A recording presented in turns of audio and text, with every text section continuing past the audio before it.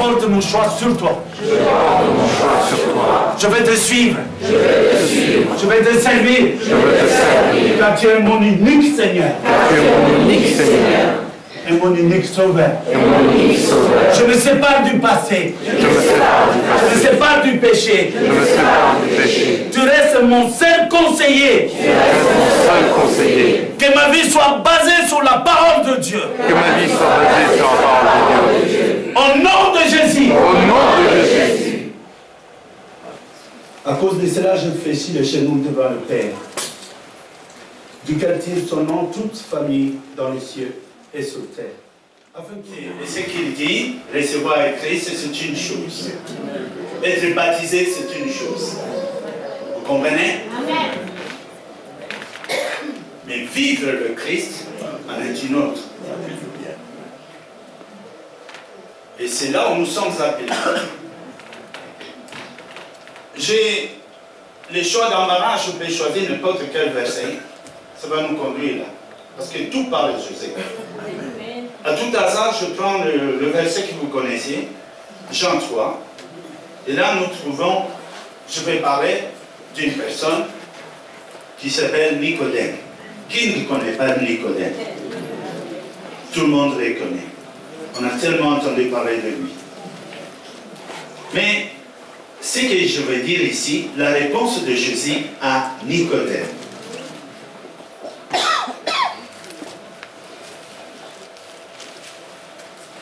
Il va dire, ce qui est né de la chair est de chair, et ce qui est né de l'esprit est de l'esprit. C'est Jésus qui parle. Quand Jésus dit quelque chose, il est un souverain sacrificateur. Il est l'envoyeur de prophètes.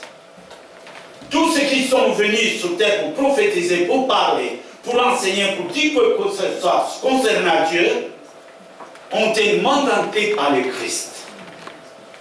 Parce que Jésus, on le voit partout. Quand nous lisons la Bible, ça dépend comment tu la lis. Si je prends par exemple la Bible pour la lire et que je me dis, je vais étudier ce livre, et que je prends par exemple de Genève jusqu'à l'Apocalypse, je risque de l'avoir lu comme un livre d'histoire. Et si je la lis comme un livre d'histoire, ça va me pousser à étudier pas mal de choses, la biographie peut-être de chaque personne, et les comment, les d'où et tout ça.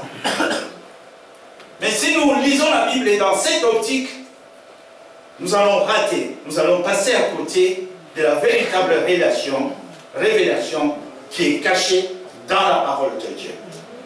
Parce que la Bible, aujourd'hui appelée la Bible, mais la parole de Dieu qui est mise en écrit ici, de Genèse à l'Apocalypse, parle de Jésus, directement ou indirectement. Si je prends par exemple le livre de Genèse et que je commence tout au début pour dire, au commencement, nous voyons Dieu dit, Dieu dit. Quand on dit Dieu dit, rien que dans ça, il y a plusieurs façons de voir les choses. Je peux dire Dieu a dit et puis je continue. Mais quand je la lis en cherchant qui est Christ et qui est Jésus-Christ dans tout ce qui est écrit, rien que le mot Dieu, je vois Christ qui parle. Amen. Pourquoi? Parce que la Bible nous dit, même si dans les Genèses il est écrit Dieu a dit, Dieu a créé, Dieu vit, Dieu dit que tout ce qui était bon, tel que Genèse les prescrit, mais nous savons aussi que dans le livre des Colossiens, il nous dit, tout a été créé par lui et pour lui. Et tout subsiste en lui. Il est donc la parole de Dieu. Ça veut dire que Dieu, étant invisible, fait voir ou fait dire toutes ses pensées par la bouche de Jésus-Christ. Quand Dieu pense quelque chose et qu'il veut que cela soit dit, il utilise Jésus-Christ. Est-ce que nous sommes là? Amen. Jésus est donc porte-parole, ou la bouche de Dieu, la parole de Dieu qui s'est fait chair pour être visible et pour être habité parmi nous et vivre avec elle. C'est Jésus-Christ. Il est donc parfaitement Dieu. Quand nous lisons dans ce contexte-là, c'est autrement. Parce qu'à la fin de compte, c'est la deuxième lecture. Pourquoi je vous parle du livre de Jean? Jean, parce que quand Jésus disait à Nicodème, il a dit, écoute, il faut que tu naisses de nouveau. Naître de nouveau.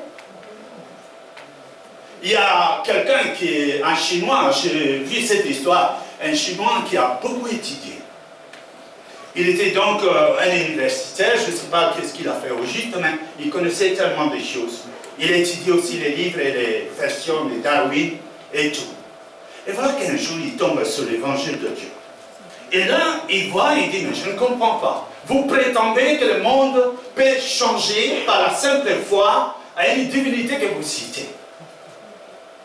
Est-ce que vous avez vu le livre de Darwin qui explique des choses autrement? Est-ce que vous avez vu ça? Et vous dites que nous devons chercher les erreurs de notre vie, les erreurs de notre vie, les erreurs du présent, pour rectifier notre vie, pour la rectifier et vivre maintenant dans la droiture, dans le bonheur, dans la réussite. Est-ce que c'est possible? Et le pasteur lui a dit, il faut que tu lises d'abord cette parole avant de me parler. Et il va dire, mais je lis ton livre, de Genèse à l'Apocalypse. Et il dit, tu la lis avec ton intelligence et pas avec ton cœur.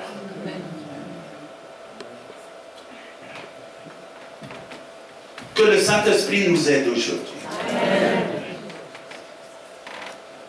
Que le Saint-Esprit nous vienne en aide.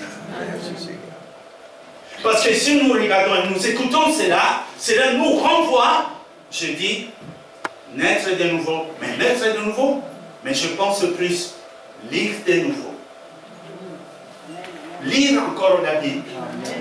Revenir. Mais cette fois-ci, en la lisant, tu cherches. Tu as comme un sujet, la base, ce que tu cherches, qui est Jésus? Parce qu'on trouve Jésus dans tout. Les livres Pentateuque écrits par Moïse, dans Moïse, il y a Jésus. Dès il a dit, si vous croyez en Dieu, et si vous croyez en Moïse, Moïse a parlé de moi. Et pourquoi vous ne croyez pas en moi? Si vous croyez en lui, croyez aussi de moi. Parce qu'il a parlé de moi. Dans Abraham, il y a Jésus. Parce qu'il a dit, avant qu'Abraham fût, moi je suis. Abraham, quand il était là, il donnait ses dîmes. À qui? À Melchisédek.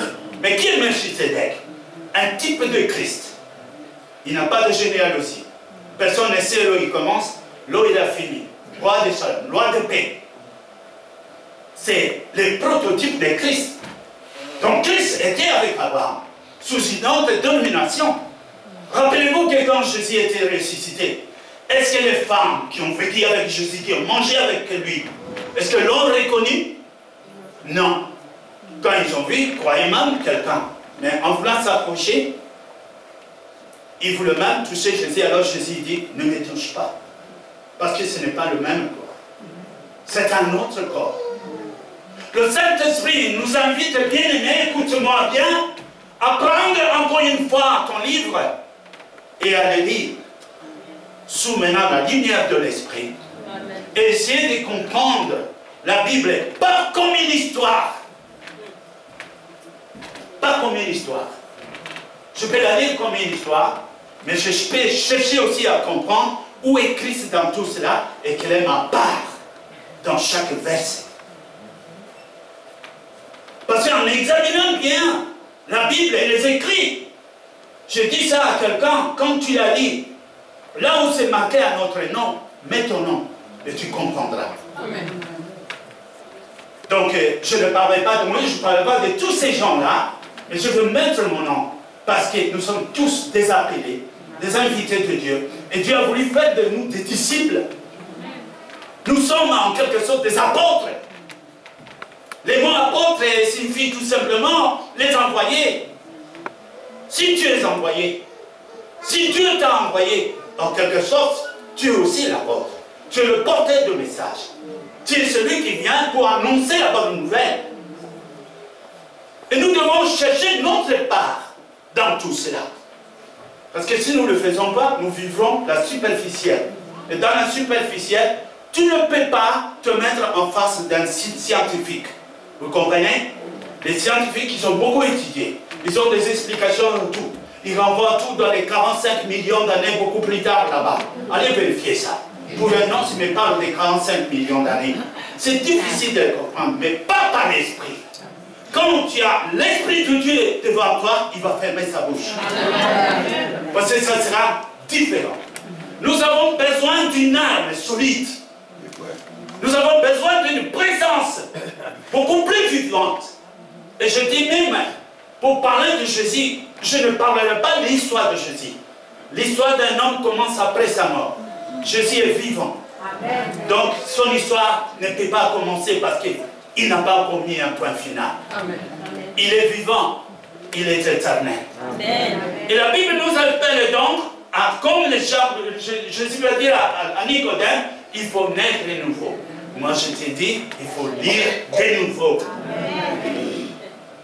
Il y a déjà deux fois ici, qui sont venus avec un verset pour me dire, parce que je ne comprends pas ce verset. Alors je dis, je sais, tu as lu, mais tu peux la reprendre. Je ne donne pas d'explication. On va prier. On a prié, j'ai posé ma main, je dis, lis encore. Il a lu. Alors il a fait comme ça. Je prends un exemple. Dieu a tellement le monde que la grande chose qui s'appelle qui trouve que pense à rien que l'esprit de la vie éternelle. Parce que tu vois, cette façon de lire, tu n'as pas lu. Vas-y, ne marche pas comme ça, vas-y doucement. Alors il a commencé, Dieu a tant aimé les mondes qu'il a donné. Je dis bon, comme ça, allons-y. Une fois, deux fois, la troisième fois, il s'est mis à trembler tous les corps. J'ai vu les larmes qui venaient.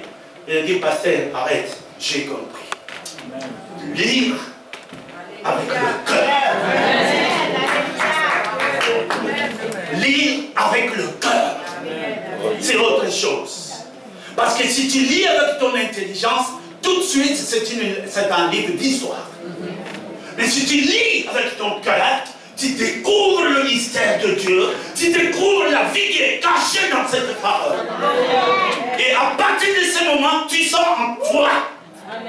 Il y a quelque chose. Mon bonhomme ici, il m'a dit, je vis ma femme changer. Qu'est-ce qu'il y a? Il a dit lui-même, j'avais reçu Christ, mais je croyais recevoir Christ suffisait. Et je m'étais assis. Non, il faut aller plus loin. Tu as besoin d'aller plus loin. Notre ennemi, pour le vaincre, tu as besoin d'aller plus loin. Pour que les chaînes tombent, pour que le voile soit déchiré, tu as besoin d'aller plus loin. Tu as besoin de faire encore un pas. Un pas. Et ça n'en finit pas. Parce que, quoi que tu fasses, si tu as 100 ans dans le Seigneur, crois-moi, si tu dis que tu sais, c'est alors que tu ne sais pas. Parce que le Seigneur n'arrêtera pas de se glorifier, de se révéler, de gloire en gloire, de gloire en gloire. Plus que tu avances, plus qu'il se révèle. Et en conclusion de choses, tu n'arrêteras pas de dire, notre Seigneur est grand. Tu vas le dire 1000 fois. Il est grand, il est grand, il est grand. Il faut donc naître de nouveau, ou pour dire, relire de nouveau. Je vais prendre un exemple. Si je prends par exemple un homme comme Saoul, Saoul qui au départ était croyant. Et croyant, ce n'était pas n'importe quel croyant. À son époque, c'était un homme redoutable. Il croyait, les pharisiens croyaient, et lui, il s'est porté volontaire pour aller arrêter les chrétiens. Vous vous imaginez un peu? Et tout simplement parce qu'il n'avait pas la connaissance de Christ. Il s'est levé, Étienne a été exécuté, lapidé devant lui, et beaucoup d'autres qu'on n'a pas cités.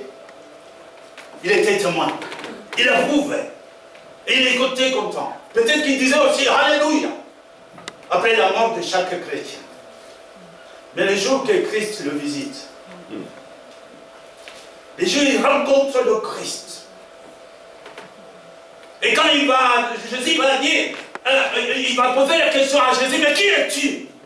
Je suis le Seigneur Jésus.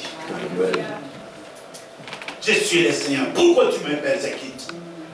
Seigneur Jésus, toi, donc Adonai, c'est toi Elohim, c'est toi Yahweh, c'est toi Jéhovah, c'est toi Yahweh Nissi. Donc c'était toi.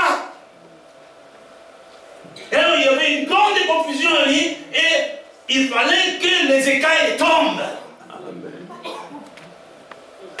Parce qu'il était aveugle. Il avait besoin de revoir encore une fois. Mais cette fois-ci, avec le cœur. Et quand il est allé voir Ananias, on a prié pour lui, les écailles sont tombées. Et voilà que celui qui était dans l'autre extrémité est allé dans l'autre extrémité. Il a tellement prêché, tellement écrit, même il a affronté les autres pasteurs, les autres apôtres qui ont vaincu avec Jésus-Christ. Parce qu'il cherchait à judaïser même les voisins, les gens qui n'étaient pas juifs, croyant que les lois de Moïse devaient s'appliquer à toutes les nations pour être chrétiens. Alors que c'était une coutume juive, par exemple, la circoncision. Alors il les a dit, pourquoi vous incitez le peuple à judaïser, à devenir des juifs, quand nous avons une autre circoncision? Et encore là, la circoncision du cœur. Il n'a pas hésité à les affronter. Mais la question ici, comment est-il possible que cet homme va dire, il va dire, dans le livre des Galates, chapitre 2, verset 20, il va dire, ce n'est plus moi qui vis, mais c'est Christ qui vit en moi. Il n'était pas fou. C'était un homme qui réfléchissait. C'était un homme qui avait une grande intelligence. Oui, c'est vrai, parce que quand il s'est trouvé et quand il parlait, à un moment, on lui a dit, tu es fou, ta grande intelligence, tu as perdu. C'est un homme qui était conscient et qui savait ce qu'il faisait. Par contre, il savait ce qu'il disait. Ce n'est plus moi qui vis, et c'est Christ qui vit en moi. Pour dire tout simplement que ma vie a été engloutie.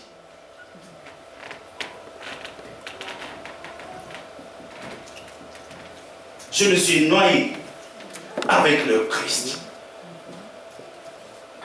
J'ai été crucifié avec le Christ. Ce n'était pas une histoire. C'était la vérité même. Il a été avec le Christ à la croix. Mais Christ, dans la croix, il était dans son physique. Mais Paul, quand il vient, il est avec le Christ parce qu'en lui, il a fait taire, il a fait mourir tout ce qui était terrestre et qui était attaché à la chair. La chair. Ce que tu vois, ce que tu attends, ce que tu touches, ce que tu goûtes. Ça, ce sont les portes des informations que nous recevons. Et quand on vit dans ça, on a ses propres logiques. Quand on vit de ça, on risque de tout interpréter à sa manière. Parce que ce n'est pas l'esprit qui va réfléchir, mais c'est la chair. Il était là. C'est pourquoi il était derrière pour recommanditer la mort d'Étienne, par exemple. Parce qu'il ne comprenait pas. Mais quand toutes ces choses sont détruites,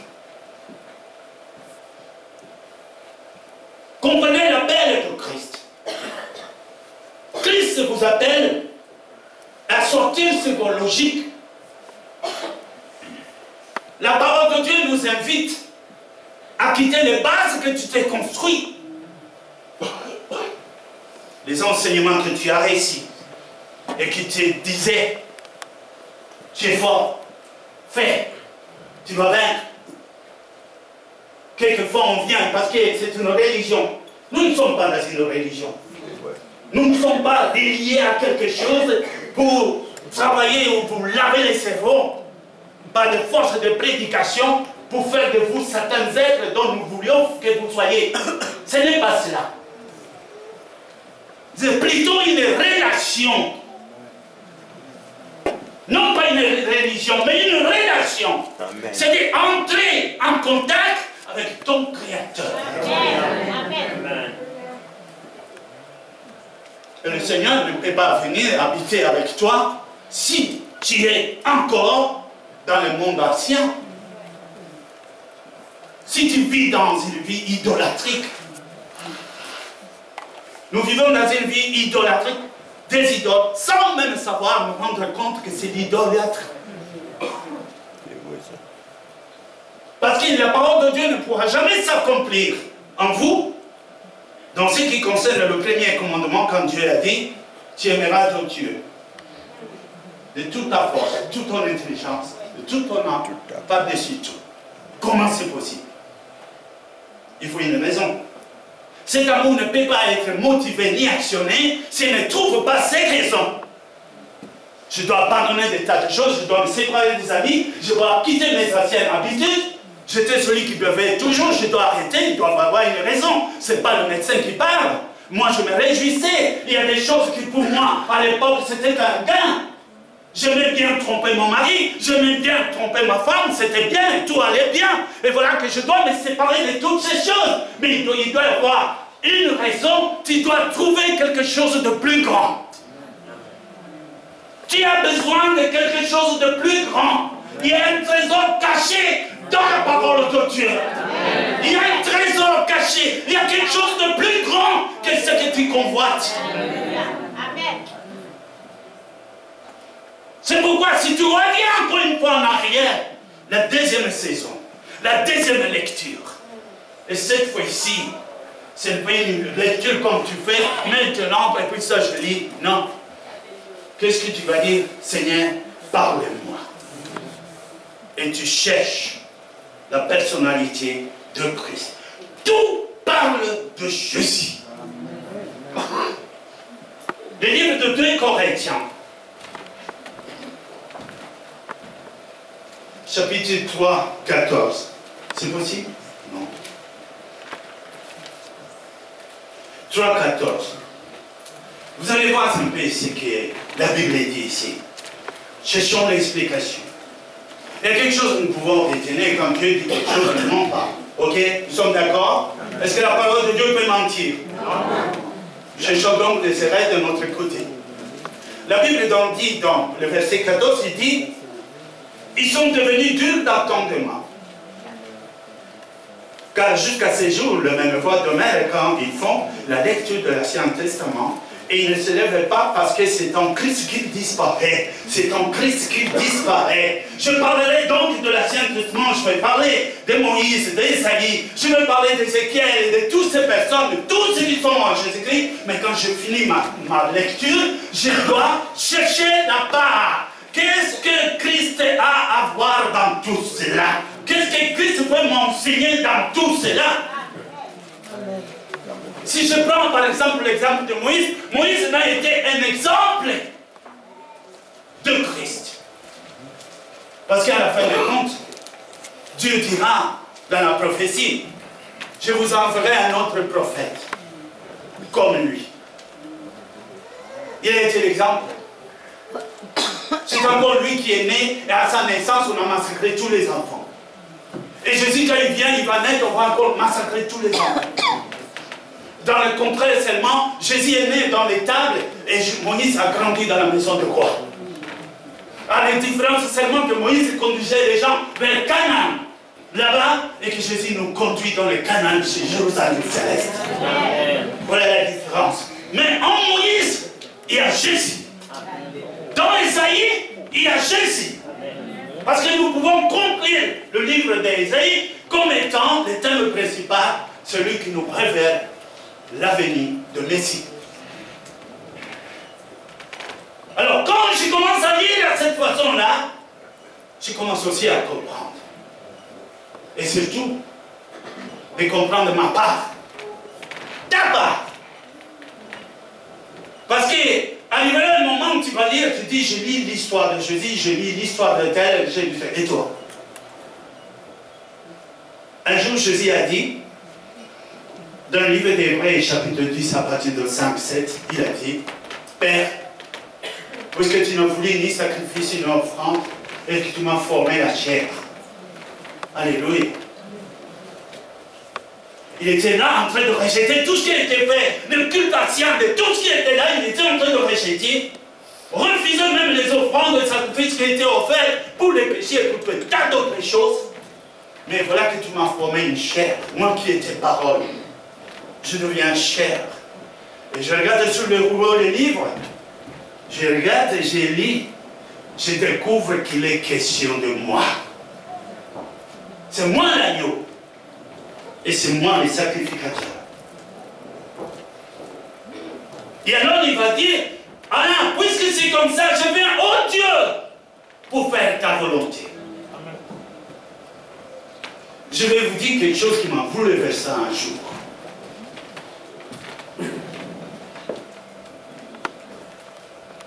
Un jour, je suis sorti, il y a peut-être 30 ans de cela, je ne sais pas. Je suis sorti alors que je me promenais.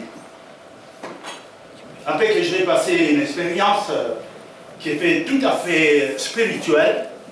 Merci. Je rencontre un homme qui vient vers moi et je me pose des questions s'il me connaissait. Alors il m'a dit, Fritz, c'est toi qu'on appelle Fritz? Mais moi avec mes fiances, je dis, ouais, je ne sais pas. Il dit, c'est pas toi les pasteurs qui fais des séminaires? Ah, je dis, bon, c'est moi. Qu'est-ce qu'il y a? Alors, il me dit, est-ce que tu savais que Dieu, Jésus plutôt, n'a que toi? Alors je dis, c'est bizarre, non? Je commence à regarder cet homme de pied, de la tête. Jésus n'a que moi. Qu'est-ce que cela signifie? Il dit, oui, Jésus n'a que toi. Parce que Jésus est venu, il a donné sa vie, il a donné sa chair. Et il a dit qu'il est parti, il ne reviendra pas. Mais il n'a pas changé. Il est le même. Il a encore envie de parler. Il a encore envie de visiter les champs. Il a envie encore d'aller voir les pauvres, les malades, et aller leur annoncer la bonne nouvelle. Mais il n'a pas de corps. Il n'a que toi. Il a ta bouche, il a tes oreilles, tes pieds, tes jambes. Si tu lui refuses, alors il ne pourra pas travailler. Au moment où je regarde, je dis, mais c'est quoi ça? Qui es-tu? Qu'est-ce que je vois? Il commence à pleurer. C'était trop fort. J'ai dit, ok, ok. Je suis allé à la maison. Et quand j'ai commencé à demander à Dieu, c'est quoi ça? J'ai commencé à pleurer. Parce que ce jour-là, j'ai compris, à tous ceux qui l'ont reçu, il a donné le pouvoir de devenir fils de Dieu. Pour la même première fois, je commence à avoir ma responsabilité. Je suis fils de Dieu. Ce n'est pas moi qui l'a dit, c'est lui qui m'a appelé fils. Il est mon père. Ce n'est pas lui, ce n'est pas toi qui dis, c'est lui qui te proclame sa fille et son fils. Amen. Si c'est le cas, quel est le comportement du fils dans la maison? J'ai commencé à réfléchir. Je dois lire encore la Bible. Quelle est la responsabilité du fils? Si je suis de l'église de Sarcelles et que j'entre ici et que je trouve par exemple quelque chose de sale ici, je ne veux pas attendre qu'on me donne un ordre. Parce que je dis, c'est nous. Et je vais prendre un balai, je vais enlever. Mais c'est juste si je suis étranger. Je regarde, et je dis, bon, c'est comme ça qu'ils sont. Et cela ne me touche pas. Mais nous sommes dans le corps de Christ comme fils. Nous sommes dans l'église de Christ comme des fils. Parce que nous avons été appelés. Et nous avons reçu l'esprit qui était en Christ, en nous. Pour que Christ se multiplie en nous. De la même manière qu'il a été, lui. Et qu'il dira même, Père, Père, de la même manière que tu m'envoies, moi aussi, je les envoie. De la même manière. Et il priera aussi pour dire, je ne prie pas seulement pour eux, mais je prie pour ceux qui croiront en eux à cause de ma parole. Qui es-tu? Est-ce que tu es le chrétien qui doit s'asseoir? En ce moment, dis-moi, Comment tu glorifies Dieu si ton culte à toi se limite à venir et à s'asseoir, peut-être à danser? L'Apocalypse 12, 11, il dit, ils l'ont vécu à cause du sang de Dieu, à cause des témoignages. Et ils n'ont pas eu la crainte de mort, même pas s'il fallait mourir, s'ils étaient d'accord de mourir. Et c'est comme ça qu'ils l'ont vaincu. Pour vaincre l'ennemi, nous devons être la même plante avec le Seigneur.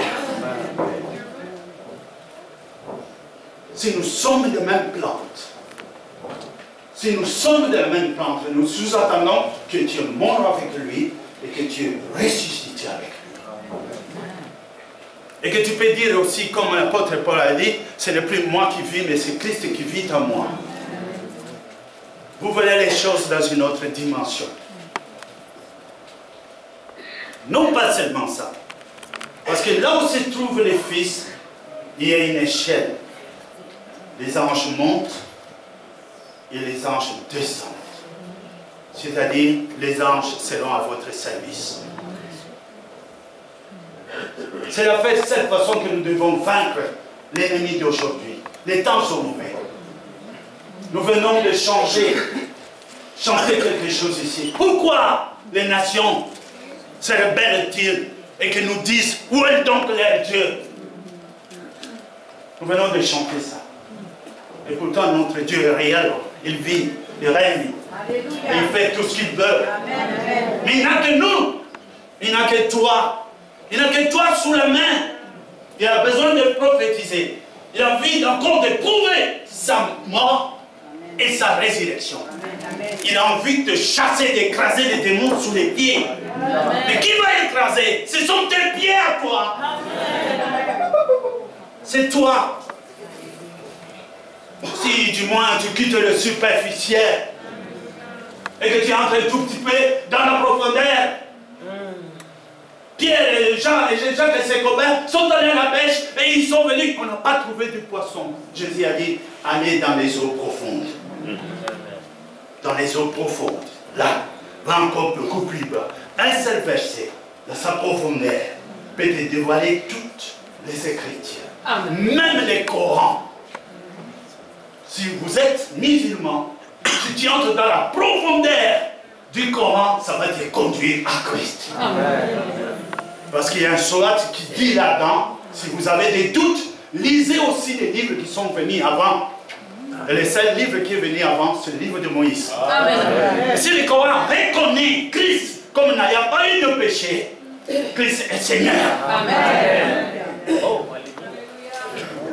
Il n'y a pas à contester. Vous devez monter, entrer dans la profondeur, parce qu'il y a des sacrifices à payer. Peut-être que nous allons faire une quantisation. Excusez-moi, je vais vous dire.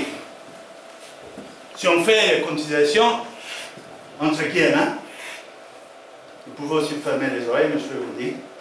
Si on fait des quantisations de 20 €, c'est beaucoup. Mais par rapport à ce que tu gagnes, tu ne fais rien. Tu sais, un don a du prix quand ça fait mal. C'est pas quand tu donnes quelque chose parce que tu as ramassé sur la rue et tu apportes ici, ah bon, pasteur, peur. Mais non, c'est un débat. Un don, ça fait mal. Tu comprends? C'est quelque chose quand tu donnes et quelquefois ça se prend. Oh, tu as fait toutes ces dépenses, mais on a des dettes, comment tu as fait ça? Alors laisse-moi faire. Tu ne sais pas ce qui se passe dans mon cœur pour toi. C'est tout simplement parce que nous ne comprenons pas. C'est tout simplement parce que nous allons rester à la surface. Et parce que vous êtes à la surface, nous, pasteur, nous allons souffrir. Pasteur, prie pour moi. Pasteur, prie pour moi. Il y en a un qui m'a dit, pasteur, est-ce que tu ne peux pas faire une prière? Mais je vous dis, c'est vrai. Je dis, qu'est-ce qui se passe? Il y a mon chien qui est tout le temps sur la canapé, il détruit le canapé. Alors là, je vous dis, sincèrement, j'ai d'abord posé le téléphone et je dis à Dieu, qu'est-ce que je fais? Tout simplement parce que vous ne comprenez pas. Parce que vous ne voulez pas entrer dans la profondeur.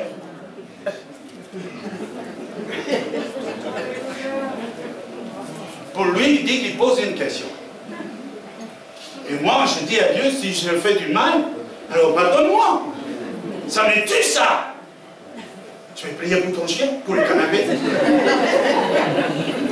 Et quoi encore? Et les chats? Allons-y, quoi. Et le perroquet? Non. Nous avons été appelés pour découvrir notre identité. Pour mieux comprendre Christ. Donc il faut faire encore un pas en avant. Ta disponibilité, ta consécration, ta foi ne doit pas se limiter là où toi tu es. Il faut que tu fasses encore un pas en avant. Le Seigneur a dit, si vous me cherchez vraiment, je peux me laisser trouver. Il doit d'abord constater cela. Il doit voir comment tu te lamentes pour le chercher. Dites Amen. Amen. Enfants de Dieu, est-ce que nous sommes là? Amen. C'est qui le Seigneur? Jésus. Nous allons nous lever. Au nom de Jésus.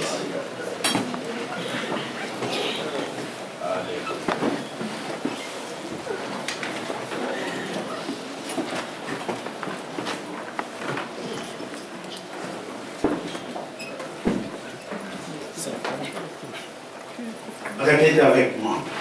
Je vous dis tout simplement, si je vous fais répéter ça, parce que je sais, la confession, quand nous parlons à Christ, c'était le verset que nous avons vu sur le tableau là. Quiconque qui confesse le Seigneur des gloires sera jamais dans la confusion. Mais cette confession n'est pas verbale, ce n'est pas quelque chose que nous dit par répétition et tout ça. Mais c'est le cri du cœur. Un cœur qui cherche à rencontrer son Seigneur. Répétons cela. Ferme tes yeux. Et dis ça. Seigneur Jésus, je t'en supplie. Je voudrais m'approcher de toi. Je vais te vivre. Je vais entrer dans ta vie. Je vais porter ma croix. Je vais te suivre. Je vais mettre en pratique. Aide-moi à te devenir. La Bible dit que nous devons être semblables à toi. Sans toi, nous ne pouvons rien. Saint-Esprit de Dieu, aie pitié de moi. Au nom de Jésus. Satan, sors de ma vie. Quitte ma vie. Quitte ma maison. Au nom de Jésus.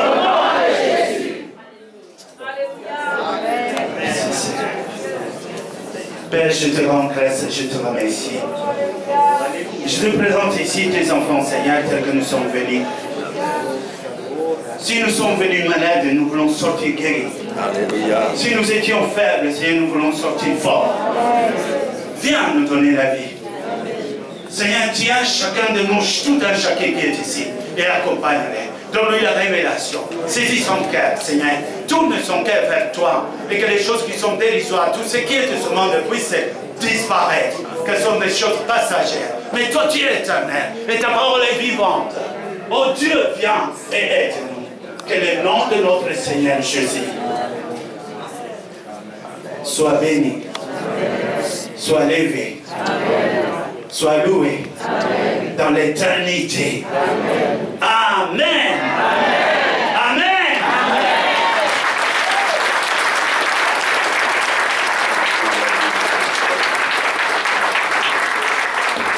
Dis à ton ami à gauche à droite, il est question de toi.